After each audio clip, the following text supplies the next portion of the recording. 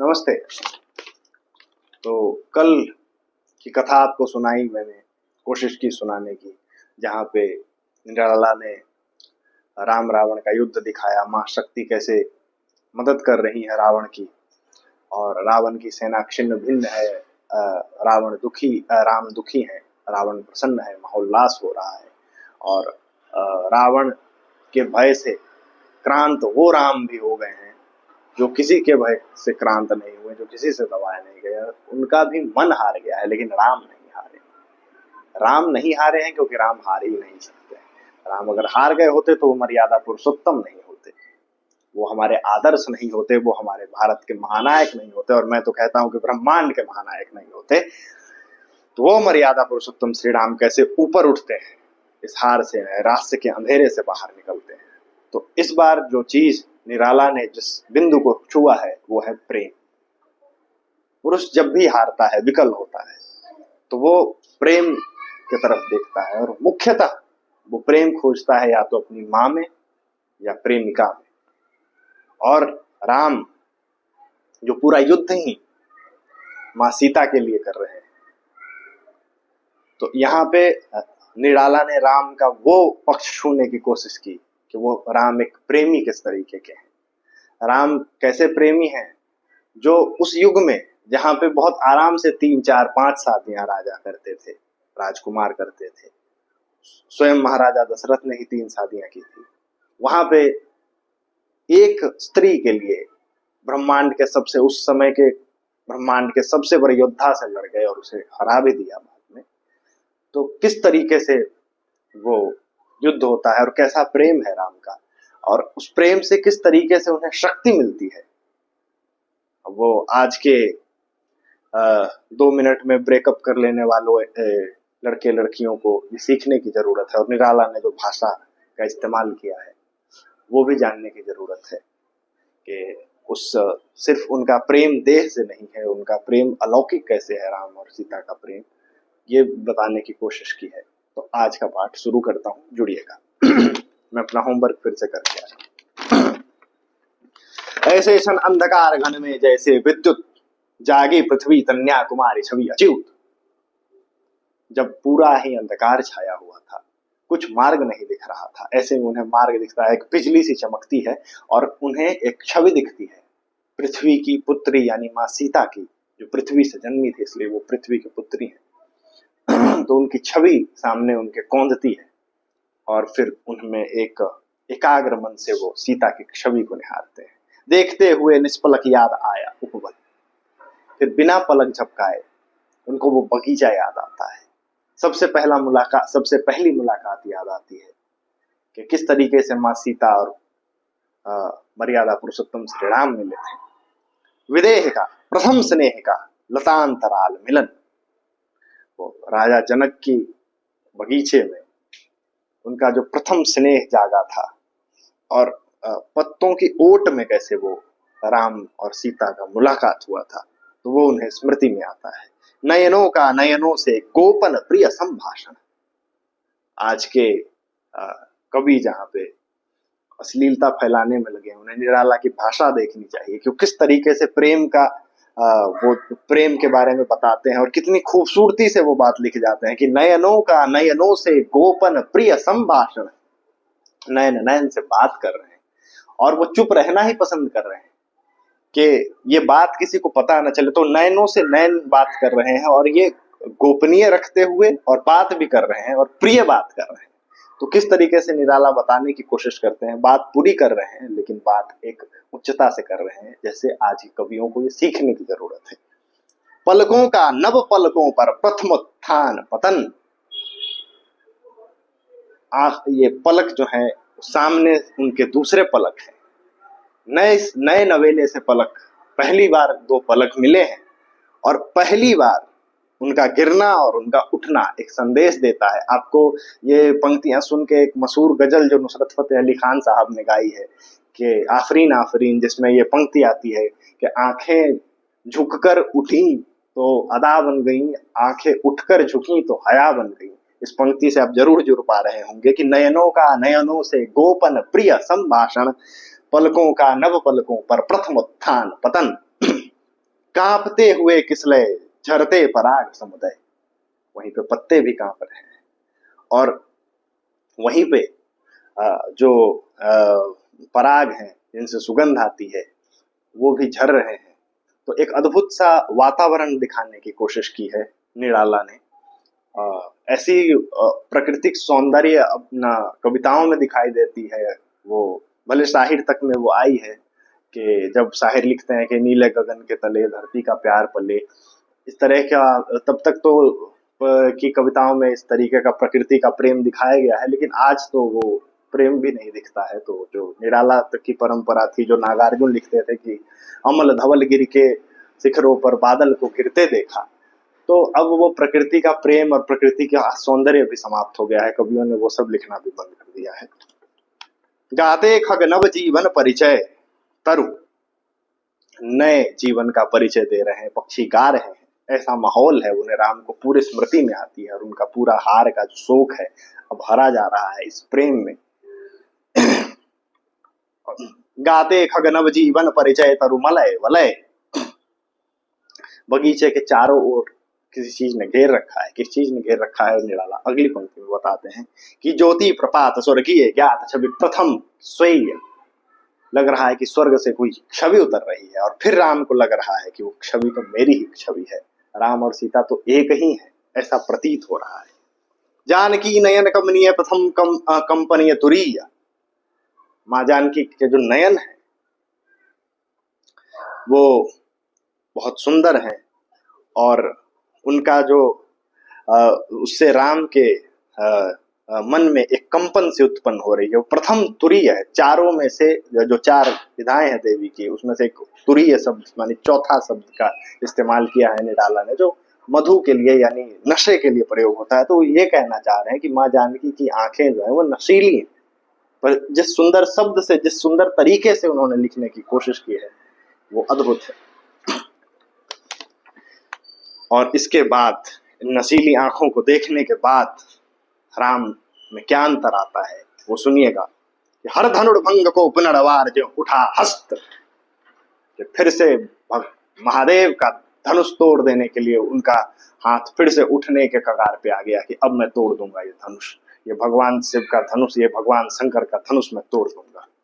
फूटी स्मृति सीता ध्यान लीन राम के अधर, और एक हल्की सी मुस्कान, जो हारे हुए राम पूरे विकल हो गए थे, जिनका मन हार गया था, उनके चेहरे पर एक हल्की सी मुस्कान फूटती है और सीता के ध्यान में राम आ जाते हैं, उनके ओठों को याद करने लगते हैं। फिर विश्व विजया भावना हृदय में आई, फिर से उनके मन में वो फिर विश्व विजया भावना हृदय में आई भर, फिर से उनके मन में वो विश्व विजय की भावना जाग जाती है कि अब मैं पूरी दुनिया जीत लूंगा। वे आए याद दिव्य शर अगणित मंत्र पूत, उनको वो अपने तीर याद आते हैं जो लगता है कि मंत्रों से पवित्र किए गए हैं, और उन तीरों ने क्या कमाल किया था बखूबी जानते होंगे। निराला लिखते हैं फरका पर नभ को उरे सकल ज्यों देवदूत, और वो तीर ऐसे लगते थे जैसे वो देवताओं के दूत हैं और सूचित कर रहे हैं कि वो इस पृथ्वी को पुण्य प्रताप से भरने आए हैं, वो इस पृथ्वी पे शांति कायम करने आए हैं। वो लड़ तो रहे हैं लेकिन शांति के लिए लड़ रहे हैं, और वो देवत्व फैलाने के लिए वो तीर जा रहे हैं। वो देवदूत से वो तीर चला करते थे और उन सारे तीरों को उनको स्मृति में आते हैं। निराला लिखते हैं कि देखते राम जल रहे सलभ ज्यों रजनीचर, और राम को वो दृश्य सब याद आते हैं कि ये सारे जो रजनीचर हैं, ये सारे जो निशाचर हैं, ये असुर हैं, ये पतंगों के समान मेरे तीरों से जल जाया करते थे। तारका सुबाहु विराध सरस्त्रय दूषण खर, चाहे वो तारका हो कि सुबाहु हो कि विराध हो कि त्रिशिरा हो, क्या दूषण हो कि खर हो, इन सबको तो मैंने अपने तीरों से उड़ा के रख दिया, जला के रख दिया। ये कौन से लोग थे और ये कौन है मेरे सामने खड़ा। उनमें पूरा एक मोटिवेशन की दुकान उनके अंदर आ जाती है माँ सीता को याद करने के साथ ही। लेकिन फिर क्या होता है, फिर देखी भीमा मूर्ति आगर में देखी, भयानक सी उन्होंने मूर्ति देखी है, महाशक्ति की मूर्ति आज राम ने जो रण में देखी है, वो महाशक्ति जो आज रावण के तरफ से उसकी रक्षा कर रही है, वो महाशक्ति जो आद्य शक्ति है, जिनके सामने सभी नतमस्तक हैं, उनकी मूर्ति आज फिर उनके दिमाग में पहुंचती है। क्योंकि अब प्रेम एक सीमा तक ही आदमी को मोटिवेट करता है, उसके आगे उसे ज्ञान या भक्ति का सहारा लेना पड़ता है, उसके आगे उसे कुछ ऐसा चाहिए जो प्रेम से पड़े हो। प्रेम बेस है, प्रेम आधार है, लेकिन प्रेम बीज है। लेकिन प्रेम से आगे जब फल की बात आती है तो उसके लिए व्यक्ति को कुछ और चीज़ का सहारा लेना पड़ता है, प्रेम को रूपांतरित करना पड़ता है किसी चीज़ में। तो अब राम जो है वो सीता के प्रेम से कैसे आगे बढ़ते हैं, किस चीज़ की तरफ जाते हैं, उसका सहारा लेके अपने प्रेम को पाते हैं।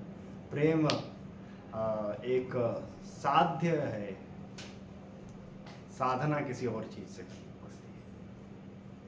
तो फिर देखी भीमा मूर्ति आज रण देखी, तो वो जो मूर्ति आज उन्होंने देखी है, भयानक सी मूर्ति देवी की, उससे उनको फिर से डिमोटिवेशन एक बार आता है कि आच्छादित किए हुए सम्मुख समग्र नभ को, और वो ऐसा लगता है जैसे संपूर्ण जो आकाश है वो उसी से ढका हुआ है, उसी मूर्ति से ढका हुआ है, जो सच भी है कि महाशक्ति ही तो है जो संपूर्ण सृष्टि में छाई हुई है।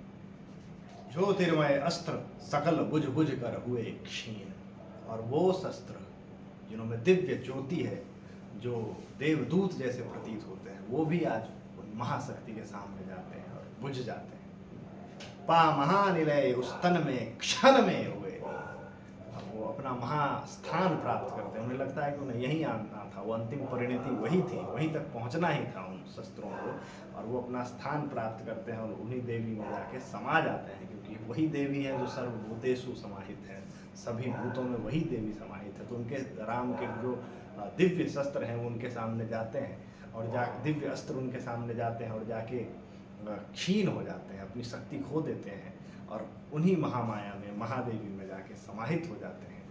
और राम फिर से ये सोच सोच के दुखी हो रहे हैं। लख शंकाकुल हो गए अतुल बल शेष शयन, वो राम जो जिनके बल से संपूर्ण सृष्टि चलती है, वो राम जिनको हृदय में रख के हनुमान जी जाते हैं और समुद्र कूद जाते हैं, लंका को फूंक फांक देते हैं, वो राम जिनके बारे में ये कहा गया है कि शांताकारं भुजंग शयनं पद्मनाभं सुरेशं विश्वधारं गगन सदृशं मेघवर्णं शुभांगं लक्ष्मीकांतं कमलनयनं योगिभिर्ध्यानगम्यं वंदे विष्णुं भवभय हरं सर्वलोकैकनाथं। ये बातें विष्णु भगवान के लिए कही गई है, लेकिन यहाँ पे निराला ने स्पष्ट रूप से कहा है कि शेष शयन राम जी भले अभी मर्यादा पुरुषोत्तम राम हैं, मनुष्य हैं, लेकिन अवतार तो उन्हीं भगवान नारायण के हैं। और उनके बारे में कहा गया है कि वो तब भी शांत रहते हैं कि जब वो सांप पे सोए हुए हैं। शांताकारं भुजंगशयनं पद्मनाभं सुरेशम, और उनसे ब्रह्मा भी निकलते हैं उनकी नाभि से, पद्मनाभं सुरेशम विश्वधारं गगन सदृशम, और वो विश्व के आधार हैं, गगन के जैसे हैं। विश्वधारं गगन सदृशम मेघवर्णम शुभांगम, और हल्का हल्का उनका रंग सावला सा है, मेघ के वर्ण का है। मेघवर्णम शुभांगम लक्ष्मीकांतम, और वो लक्ष्मी के तो पति ही हैं, श्रीपति हैं, वो क्षीर सागर में सोते हैं, दूध के सागर में सोते हैं। लक्ष्मीकांतम कमल नयनम, आंखें उनकी कमलों जैसी, कमल वो तो भगवान राम के लिए भी कहा जाता है कि वो राजीव लोचन कमल नयन है। कमल नयनम योगी हृदयानगम्यम, और योगी जो है उन्हें अपनी विद्या से जानता है। योगी हृदयानगम्यम वंदे विष्णु भवभय हरम सर्वलोकैकनाथम, और वो विष्णु जो भाव के भय को हर लेते हैं, इस संसार के भय को हर लेते हैं, और वो सभी लोगों के नाथ हैं, वो भगवान विष्णु, वो भगवान जब राम का अवतार लेके आए हैं तो आज वो भय त्रस्त हैं। आज उनका अतुल बल जो है, जो शेष शयन भगवान का अतुल बल जो है, आज वो शंका से घिरा हुआ है, क्योंकि महाशक्ति ही उनके खिलाफ खड़ी हो गई है। तो अब फिर से वो प्रेम का सहारा लेते हैं कि खिंच गए दृगों में सीता के राममय नयन। फिर से उनकी आंखों में माँ सीता की आंखें आती हैं, और आंखें चार होती हैं, और उस आंख में क्या है माँ सीता के, उसमें भी भगवान राम बसे हुए हैं, क्योंकि सीता की आंखों में, माँ सीता के आंख में राम बसे हुए हैं। और राम जो है उस माँ सीता को अपनी आंखों में बसाते हैं, उनकी आंखों को, तो भी पाते हैं कि वहाँ भी राम ही है। तो यहाँ पे मुझे नुसरत साहब ने एक जो गज़ल गाई है वो फिर से मुझे याद आती है कि जब से राधा श्याम के नयन हुए हैं चार, श्याम बनी है राधिका राधा बन गई श्याम। तो कोई अंतर ही नहीं रहा है, राम सीता है, सीता राम है। और फिर से उन्हें जब माँ सीता की याद आ जाती है कि सीता मेरे पास नहीं है, सीता को तो रावण हर ले गया है, और फिर से भगवान दुखी होते हैं और निराला लिखते हैं कि फिर सुना हंस रहा अट्टहास रावण खल खल, और रावण जो है वो खल खल करके हंस रहा है, मुक्त रूप से हंस रहा है, और एक तरह से भगवान राम को चिढ़ा रहा है कि आज मैंने तुम्हें हरा दिया, तुम भले होगे विष्णु, होगे तो होगे, आज तुम जब मानव के रूप में राम बन के आए हो तो आज मैंने तुम्हें पराजित कर दिया। तो धन्यवाद, जवानी जिंदाबाद, जय हिंद। जुड़े रहिएगा, फिर से मुलाकात होगी कल राम की शक्ति पूजा, निराला द्वारा रचित राम की शक्ति पूजा के अगले अध्याय में। फिर से थोड़ी बातें होंगी, फिर से थोड़ी चर्चा होगी, मज़ा आएगा। रामनवमी तक जुड़े रहिए।